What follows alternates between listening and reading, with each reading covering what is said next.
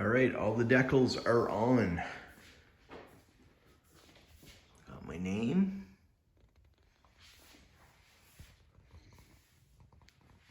I pulled off the one decal and put the Jetty Duplex, the 3 colors. And then I put my logo up here on the other side.